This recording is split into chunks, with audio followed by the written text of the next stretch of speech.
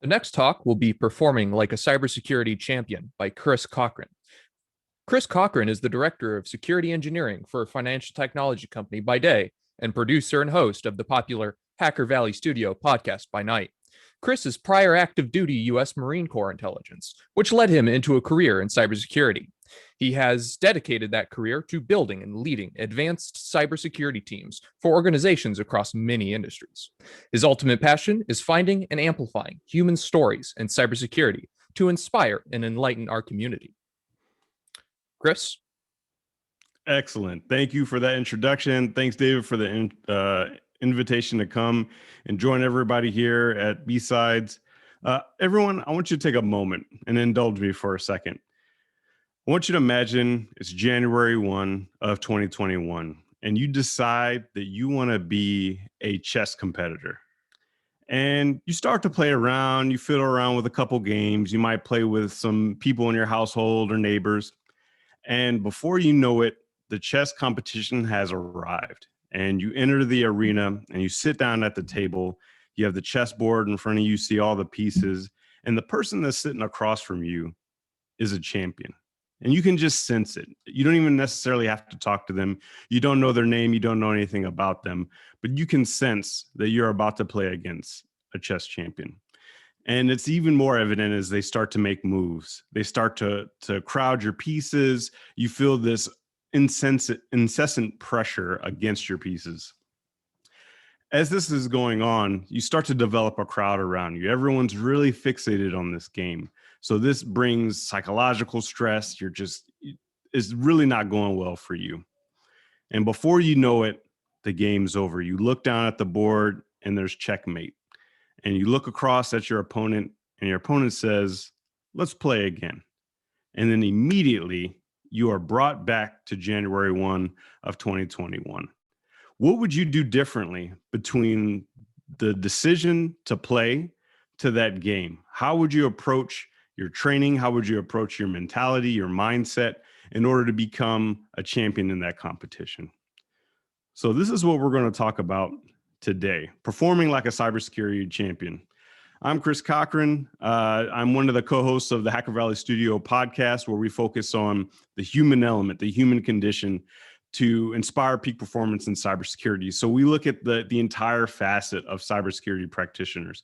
We honestly believe that cybersecurity practitioners are mental athletes with no off season. We're playing chess every single day against an opponent we can't see, an opponent that's constantly trying to get better and better at the same time that we are. And so we try to bring in the different facets of life and humanity into our cybersecurity practice to make everyone better. I spent a lot of time in the government. I was in the United States Marine Corps. I was at the National Security Agency for a little bit. I was at the United States Cyber Command when it first stood up. I was at Mandiant for a little while, and ultimately I went to Netflix doing threat intelligence. But now I'm the director of security engineering at a financial technology company called Marqeta. So what's this going to be all about? Like, how do you become a cybersecurity champion? So I'm going to give you two frameworks that I use both for cybersecurity and life, and hopefully you can use that information to be your best. And we're also going to give you some of our HVS principles, which we've gotten from our guests. We've done over 120 interviews at this point. And so we talk to really, really intelligent people in different paradigms and love talking to those folks and pulling out those golden nuggets. And so we're going to share with some of those with you today as well. And then also, this is hopefully going to motivate you to be that cybersecurity champion that I'm talking about. So what is a champion? So a lot of times people think of champions in sports, people think of champions in other competitions, but a champion is a victor in a challenge or competition. But who is this competition when it comes to cybersecurity? Well, I'll get to that in a moment, but I have some quotes here from folks that are champions in their own right. Mike Ditka, Gabby Douglas, Michael Phelps, and they have really good quotes here about being a champion. And what I want you to notice at this point is that it doesn't necessarily, they're not talking about genetics. They're not saying you have to be this tall or this strong or this fast in order to be a champion. It's not about your resources. It doesn't matter how much money you have. It's not about where your upbringing, where you're coming from. It's all about your mindset and your ability to have grit and persevere. So when we talk about becoming a champion, that is one of the only criteria that you're going to need to have in order to be your best at whatever it is. And this is mainly going to be focused on cybersecurity, but both of these frameworks can apply to anything in your life. So Exist is a framework. It's a framework that Ron and I created while we were doing a Think Week. We do Think Weeks. And if you're not familiar with what a Think Week is, it's basically when you focus for a few days at a time, you disconnect from social media, you disconnect from technology, and you just sit and think. A lot of times folks that do Think Weeks, like a la Bill Gates, they'll go by themselves and they'll read books and take notes. I like to do Think Weeks with my co-host, Ron Eddings, because we can bounce ideas off each other and come up with some amazing things. And this past Think Week that we had, we came up with this Exist framework. And what it is the framework really for excellence in any facet that you can think of, whether it's a new hobby, whether it's a new career, maybe you're transitioning into a subcomponent of cybersecurity, maybe it's sports. But if you talk to anyone that's successful in just about anything, they're going to follow this criteria. And so and I'll explain what the Exist framework is right now. Exist is, EX is explore. So how do you explore this world that you've discovered? I is immerse. S is study, and T is translate or transform. And now we're going to go into each one of these components and see how we use this for life and in cybersecurity. So explore. One of the things about explore is the beginning of that journey. Whether you're in cybersecurity right now and you're thinking about transitioning into something like leadership, or you're transitioning into a different component of cybersecurity.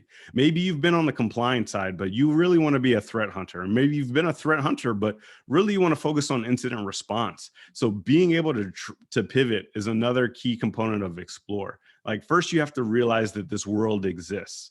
And once you realize this world exists, it might speak to you and it might not. So in this phase, you really want to dabble. What are the different things in this realm that I want to do? When we were kids, maybe we played an instrument. A lot of times we played a lot of different instruments. We didn't just pick the saxophone and play the saxophone forever. Some people did, but a lot of folks said, saxophone's not for me, so I'll try the violin. Violin's not for me, so let's play the drums. So dabbling is one of the most important things when you're in this exploration stage. Figure out what's all out there, figure out what worlds exist. And once you figure that out, you're gonna feel something once something gets a hold of you. Sometimes it's gonna hit you like a tuning fork, and sometimes it's gonna be a slow burn. I'll give you a story of when it hit me like a tuning fork. It was many, many years ago when Kazaa was the way to share videos. P2P, not the best way to share anything these days, but I digress. And I saw a video of a dancer, and this guy was doing stuff I had never seen the human body do before. He turned his body into jelly. He turned into almost like a cartoon character. He turned into a robot. He did all these things with his body. And instantly I knew, I was like, I'm going to start doing that. And I started practicing. I started figuring things out. I started seeing the different styles within dance. And I actually became a dancer before the United States Marine Corps. I was a dancer. I traveled around, I performed, I taught, and it hit me like a tuning fork. From that moment, I was a dancer, and it was easy. For cybersecurity, for me, it was a really slow burn for cybersecurity. I had an interest in cybersecurity. I was interested in technology. I was really interested in building computers and connecting networks. Cybersecurity is just something that I thought was kind of cool, but it wasn't until I got better and I built confidence and I was able to use my experiences, my knowledge, my creativity to bring about new solutions. That's when things really got interesting for me. So don't think that if something isn't going to hit you like a tuning fork, that it can't be something that you use in this Exist model. You can actually use a slow burn as well. Merely knowing that there are different worlds, right? If we're talking about sports, understanding that football, gymnastics, cheerleading, wrestling, baseball, different sports like that, these are different worlds that you can explore. And cybersecurity, threat hunting, threat intelligence, incident response, compliance, even TPM work, technical program management. These are different worlds that you can explore. Each world has its own lexicon and its own concepts and personalities and books and things like that. So once you understand that each of these worlds is a world unto itself, that instantly would spark your curiosity. What worlds might speak to me in the future? And so once we find that thing that we want to pursue and we want to go into, we go immediately into Immerse. Now, what is immersion? When you immerse yourself, if you wanted to learn a language, if you wanted to learn Japanese, one of the best things you could do is go to Japan, live there for 6 months, and then by that end of that 6 months, you would feel like you have a good, solid base for Japanese. Is that possible for everyone? Of course not. So what are the ways that we can immerse ourselves in our houses, especially with things like COVID? We're here and we're stuck. So how do we immerse ourselves? We immerse ourselves in imagery, concepts, and community. Imagery, what are some of the things that would trigger us to remember to be in this world? Maybe we're looking at incident response. Maybe we're looking at something like a bug bounty. If we're in this, want to go into the world of bug bounty, maybe we have a bug bounty poster up on our wall and it reminds us every day that that's right, I want to get better at bug bounty. Maybe that's a competition that's already passed, but it's a competition that I want to go to in the future. So surround yourself with that imagery, surround yourself with the concepts and the community. By surrounding yourself with these people, you are able to just learn the terminology without even studying or looking things up. You just ingest it by being around this stuff all the time.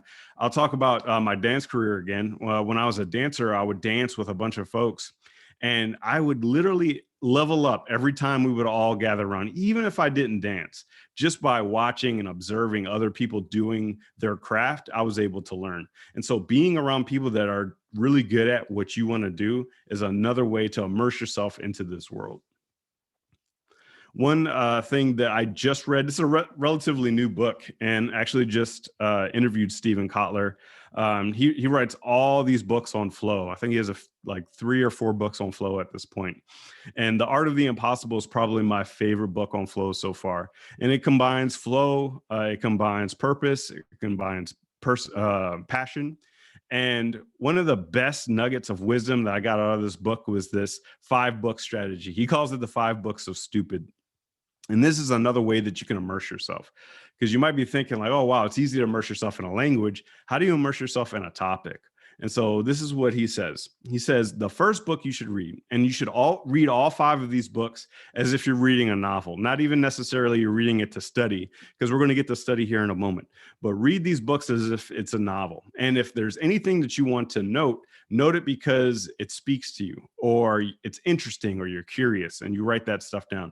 Don't write down definitions or all that, only if it's interesting to you. So number 1, the first book is the book that is the bestseller in that particular genre. Maybe it's the best book on malware analysis. And it should be a book that's relatively fun. It could be fiction or nonfiction, something that gets you jazzed up and interested about your topic.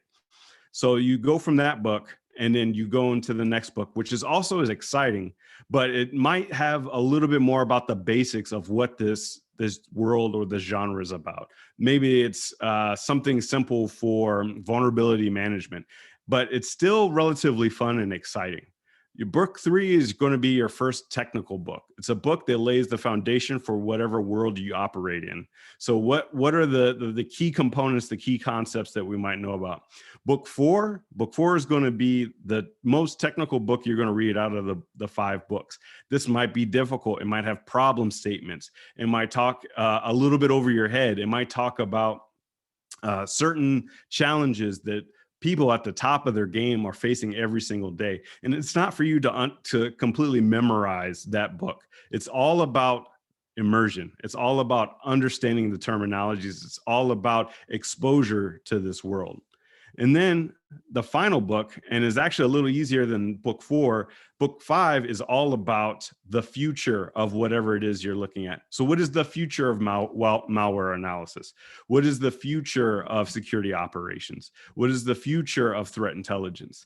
This is the forward-thinking book that allows you to apply abstract concepts to your learning as well. And so one thing I wanted to say about this immersion is enter the world as much as you can.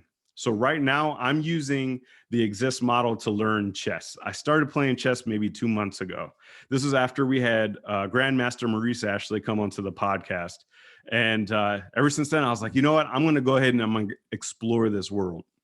And I'll tell you what, it has been a slow burn for me. It's tough because I've been competing. I play against people quite often. Every single day I'm playing chess, and it's humbling because I'm not great, not by any stretch of the imagination, but I'm constantly applying these concepts to get better every single day. I have a chess coach. I play every single day. I take classes. I watch videos. I have books. I have 2 books sitting here right now, 100 Endgames You Should Know, and complete Endgames course nonstop. So enter the world as much as you can, because that exposure and that repetition will help you for the next stage. And the next stage, you're going from Immerse, which is pretty passive. It can be active if you're reading books and things like that. But study is the active component of getting better. So sharpening the axe, what I'm talking about is meta learning. So learning how to learn. And you're thinking like, why the heck would I learn how to learn? I went to school, I went to college, I got my master's, I got my PhD. A lot of times we don't think about how we learn until it's too late. We learned how to learn when we were kids, and most people never go back to revisit it.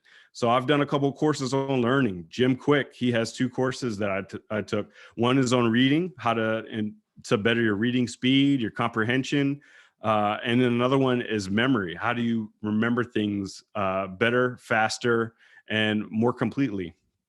So learn how to learn. Like, think about how you take in information best and how can you apply that to whatever it is you're doing.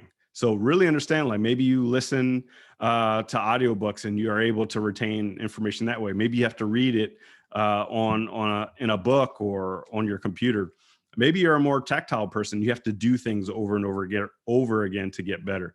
Figuring out how you learn best and then applying those concepts of learning to your Exist framework is going to be super useful.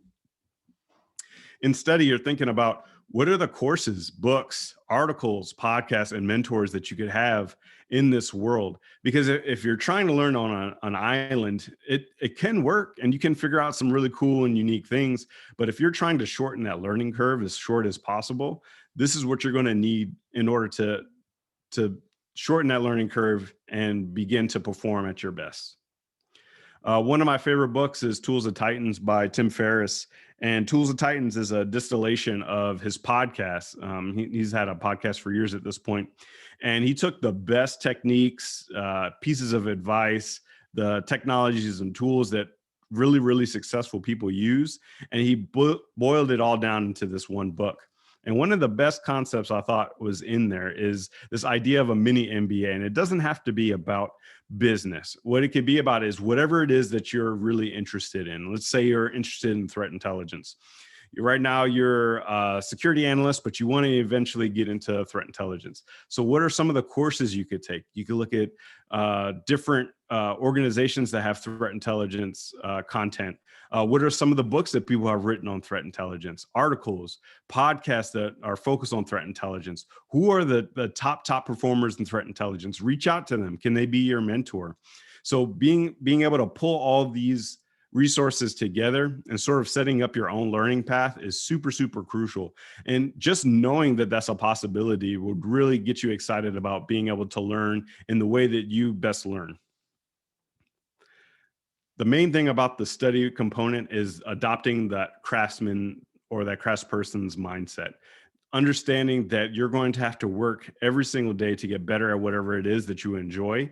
And even if it's 1% better every day, if you add up that 1% every day for 365 days, that the percentages are going to be stacked in your favor. And imagine if you did that over the course of 5 or 10 years, you really start to see things that were impossible for becoming probable for yourself. And then finally, when we get to the end of Exist, is that translate or transform. This is where we execute and give back to our community. We teach peers translating. We show them exactly what we found, our research, things we've been working on, our tactics and techniques that we've acquired over a long career, being able to give back to them, and also for our youth, because our youth is really going to handle those problems in the future, problems that we don't even understand are problems just yet. So giving back is one way to translate the information that you've gained over this journey so far. And then leveling up our community. Maybe you invent, maybe you innovate, maybe you completely change or engineer something. Maybe you created something like a framework that people can use for their day-to-day work. Really try to give back in some way. And now I know you're thinking like, well, what if I want something just for me? What if I'm entering in this world and it's for me and it's not for anybody else? I don't want to teach anyone. I don't want to show anyone. I don't want to change anything. That's completely fine. It could be all for you. If you want to do CTFs, but you don't care about the score, you just like the puzzle, that's completely fine. If you pick locks, you sit there and you pick locks all day and you never tell anybody, completely fine. It's all about transforming yourself. It's all about translating your skills to practice. That's really the key component. But if you can help your community while you're doing it, that's all the better. So this is where we really look at excellence. And then I'm going to show you how we've used our translate and transform into creating EASY. Now, EASY is an acronym that was originally focused on threat intelligence. While I was at Netflix, we had a visitor come to speak to the entire company. We were all in an auditorium. It was Jerry Seinfeld, pretty popular comedian. And we're sitting there, we're talking, having Q&A, and someone asked, what is something that you're focused on now? You've had this incredible career. What are you doing now? And the thing that he said really resonated with me is that he wants to give back to his people, other comedians. He wants to show them the ropes. He wants to show them, the mistakes that he made, maybe give them a leg up. And literally on my way from the auditorium back to my desk, I came up with this concept of EASY, because I'd spent a long time in threat intelligence. And I thought, what if there was an easy button that you could press that people could use to get back to ground zero from a threat intelligence perspective? So I'm going to go into that in a second. We created a course for it. I'll have a link at the very end of this presentation of how you can check out our Attack IQ Academy course. It's a free course. It's a couple hours long. You get a badge and all that good stuff, but I'll show you at the very, very end. And also throughout the end of the rest of this talk, I'm going to sprinkle in some of our HVS principles. And these are some of the principles that we've pulled from all of these great guests that we've had over the last couple years or so. So EASY is another acronym, right? So exist and now EASY. E is for elicit requirements. That is the backbone of everything. A is assess collection plan. S is strive for impact, and Y is yield to feedback. Now you're thinking like, all right, I'm not in threat intelligence, I don't care. What's interesting about this framework is that it not only applies to threat intelligence, it not only applies more broadly to cybersecurity, but it applies to just about any service-centric thing that you can think of. And you'll see what I mean in a second. So elicit requirements. Requirements are the most important thing when it comes to services, intelligence, and cybersecurity.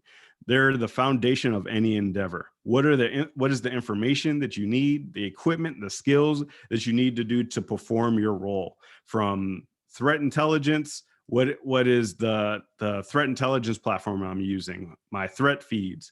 What are some of the accesses that I need internal to my company? If you're doing something like incident response, do you have an incident response plan written out so that people understand who's doing what? Do you have some response automation in place? So whenever an incident happens, you're able to hit that red button and launch into a war room and pull some documents together. What are the skills that you need if you're building a specific team on your cybersecurity team? If you have a vulnerability management program that has no one right now, what are the skills that you're going to need in order to do that mission? Identify the stakeholders. As cybersecurity practitioners, we have stakeholders. We need to support everyone else in the company so that they can do their mission. A lot of people think of cybersecurity as like this department of no. No, you can't do this. You can't download that. You can't use this application. But I like to think of cybersecurity in a very different way. I was never into Formula One until about like 2 years ago. And then Netflix came out with this the series called Drive to Survive. And it enters you into this crazy world of F1 racing. There's only 22 F1 drivers, and they are all fighting for these spots, and they're all fighting to win. And they drive these incredibly expensive cars. And the most interesting component I think about this entire Formula One world is the pit. And it's not just the pit, the folks that are actually doing the changing of the tires and all that stuff, but the people that are watching the gauges, the people that are saying, "Up, engine's running hot. You might want to back it down a little bit. Oh, you're losing tread on your tires. You might need to bring it in. Your axle's off." They let the driver know how hard they can push their car to make it to that next position. Maybe they're in fourth place, but now they know they can push their car a little bit more to go to third. And then maybe you could push your car even harder to take the lead. So that is the role of the pit, is to let the driver know how hard they can push the car without running into danger. And that's what we do in cybersecurity. We tell the business how hard they can push into innovation, into speed, without taking undue risk to the health of the organization. So if you think of cybersecurity in that way, you're in a much better place. And in fact, the majority of the folks that are in the business units are going to appreciate you for it.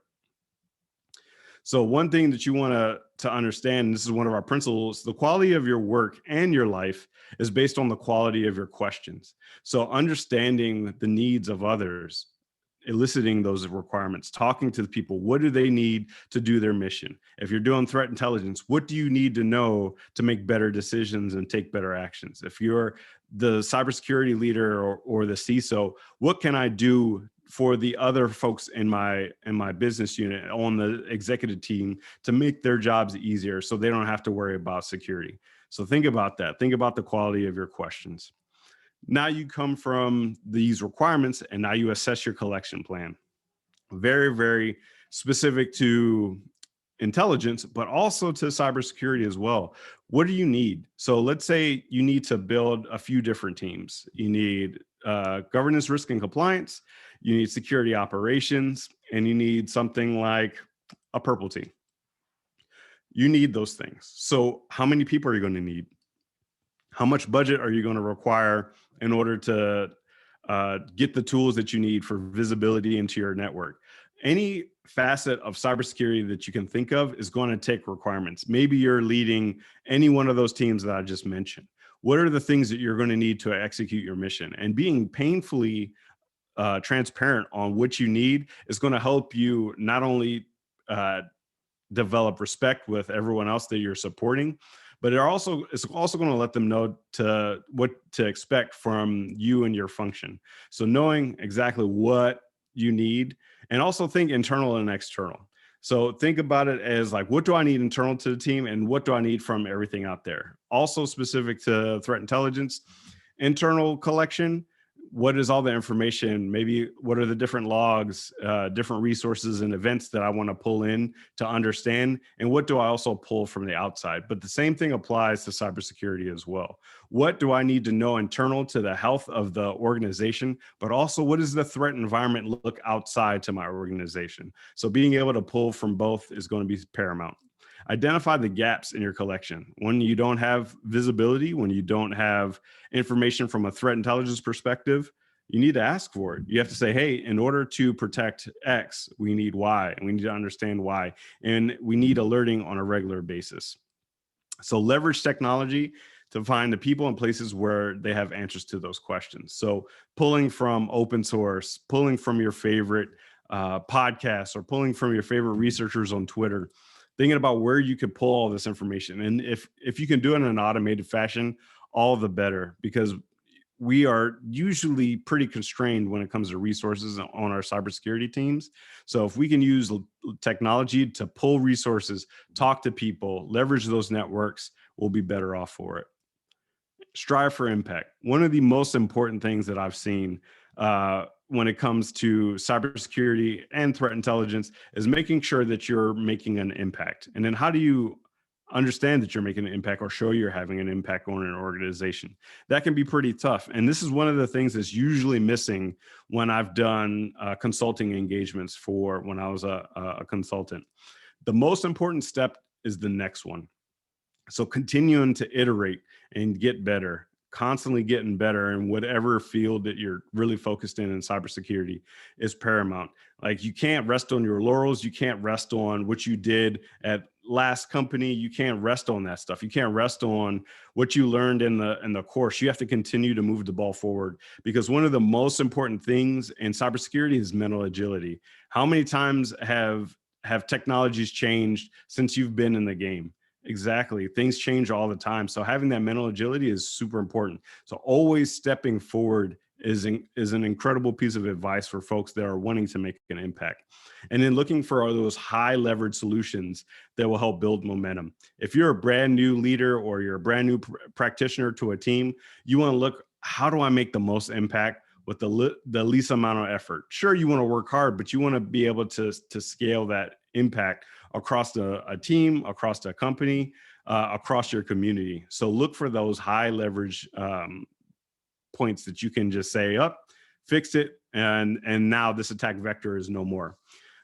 Measure your progress and performance through metrics. I know metrics isn't this awesome sounding thing, but metrics will help you gauge your performance and the health of your organization today, and also help you set up goals for the future. So maybe you have certain metrics that show you the health today, and then you're like, you know what, I want to be here or X, Y, and Z by 2022. Metrics are going to help you really get there and see the impact for the organization. And also, you can look for metrics and farm for dissent. Talk to other people in the organization, like what metrics would be interesting for you to see from a cybersecurity perspective.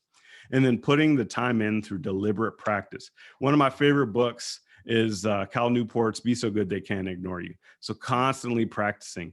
I know sometimes it's hard to pull away for tabletop exercises. It's hard to pull away for war games and purple team engagements, but those things are really important, because you never rise to the challenge. You always fall to the quality of your training. So making sure you deliberately practice whatever it is you're trying to be good at is one of the most important pieces of advice that I could give. And then finally, the last portion of the EASY framework is yielding to feedback. Because feedback is a gift. Feedback, even if it's not necessarily correct, feedback tells you something. So if someone's telling you, hey, this is not right, I don't like this, even if it is correct and it is the best course of action, there might be a situation where you would want to communicate or educate that stakeholder or that person that feels like they need to give you that feedback. But use that feedback to constantly get better. Those little improvements is how champions are made, like just constantly tweaking and tuning. When I started the podcast, we had no idea what we were doing.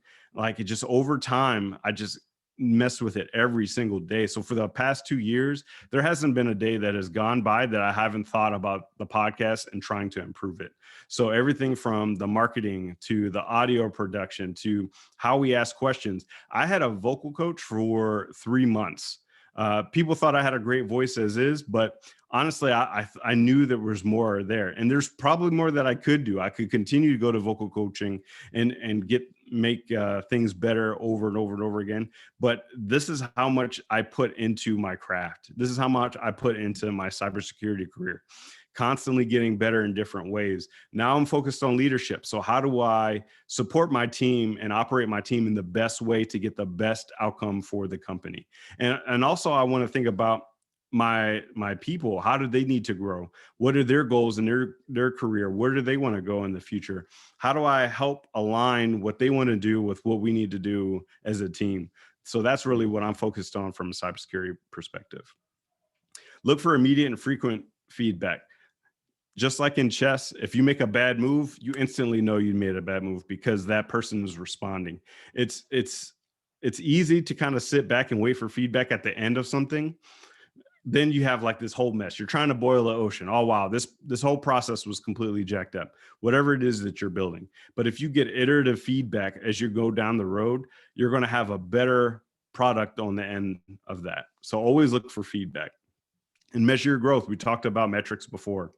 Metrics help you see the health and the future of whatever it is you're building. So measure your feedback. Maybe if you're doing threat intelligence, you could look at relevancy and impact. And you're sending out a Google form and saying, hey, I would love some feedback on the RFI that I sent you, or the answer to the RFI.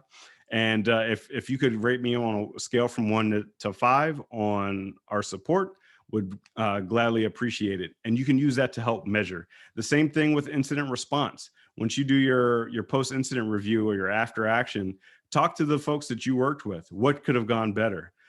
What did we do right? What was surprising? How did we get lucky?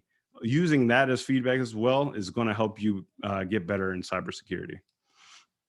And read and listen intentionally to learn every day. So this is another way that you can get learning, is just by listening to feedback. If you're constantly asking folks, hey, is there something I could have done better here, or I couldn't? And sure, some people might find it annoying if you're always pinging them, but it's better to know than to not know. So constantly just have that mindset of learning every single day. One last thing that I want to say, and one of my favorite principles that we live by on the Hacker Valley studio, is create your habits and allow your habits to create you. It's all those small iterative changes. And I've said that a few times during this talk. We've talked about the small changes that you can make to become better at whatever it is that you do. And slowly but surely over time, you become this champion. You become this monster of a practitioner. You become this monster of a soccer player. You become this monster chess player, all because of those iterative improvements. And we had, like I said, Grandmaster Maurice Ashley. And he said something that resonated with me and I'll take with me for the rest of my life. In order to become a grandmaster, you must first be a grandmaster. Now, what did he mean by that? He meant that if I decided today that I wanted to be a chess grandmaster, I should start operating as if I'm already that grandmaster. So if we want to be the best incident responder in our team, in our company, we should start operating as if we already are that best IR practitioner that we are. Whatever it is across the board, whether you leave cybersecurity and go to a different role, or you're talking about parenting, operate under that context and you will instantly improve your ability to operate. And that's through patience and persistence. It's not going to all come in once. It's not going to come overnight. It's a constant grind. And part of that grind is where we operate as cybersecurity practitioners. So with closing thoughts, and I'll definitely open it up for questions. Use exist and easy as you see fit for your life or your career. Get creative with cross paradigms. On our podcast, we talked about having that chess grandmaster on. We've also had fight analysts and authors and life coaches, all sorts of these different people. But we try to apply all of those nuggets of wisdom to cybersecurity, and then also leverage our community. We have brilliant, powerful, hardworking people in our community. And if you reach out to folks, more than likely they're going to respond back. So definitely leverage your community as much as possible. And with that, thank you very much. These are some of the places that you can find us. Definitely reach out to me on LinkedIn. I'm decent with Twitter, but if you're interested in the podcast, hackervalley.com. And then also, if you're really interested in continuing to learn about the EASY framework when it comes to threat intelligence, we have a course that we put together with TechIQ, and you can get that at hackervalley.com/easy. And I'll leave this up for a second, and then I'm going to pop over to some of the questions. Hey, Chris, thank you very much for all your insights. While people are formulating questions, type some more into chat. I just want to mention the first time I met Chris was on a sort of a book club meetup where they were highlighting Tribe of Hackers security leaders. And he was one of the panelists and discussing some of his insights into leadership and some of his styles. And of course, he was applying his frameworks and teaching us all about them. So that's how I was like, yeah, like that's a good keynote. That guy needs to talk to the people of Huntsville, Alabama. One of the first questions I see here is, thank you for adding that information. So anybody else has any questions?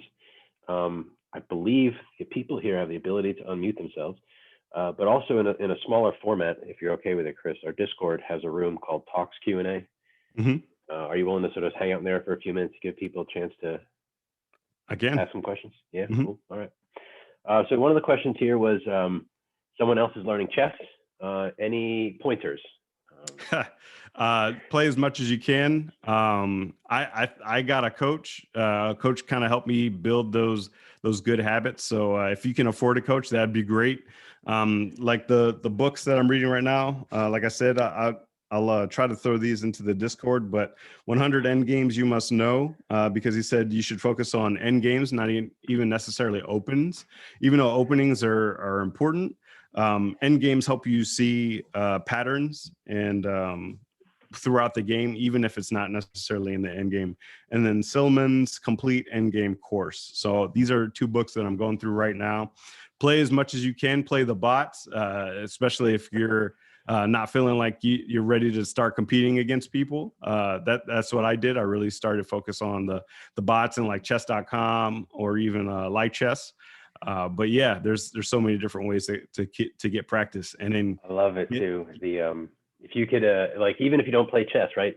Just take the titles of those books, put them on a Post-it, and then put them up in front of you for tomorrow, right? Yeah. Because no matter what it is, it's just a commentary on working towards your goal, right?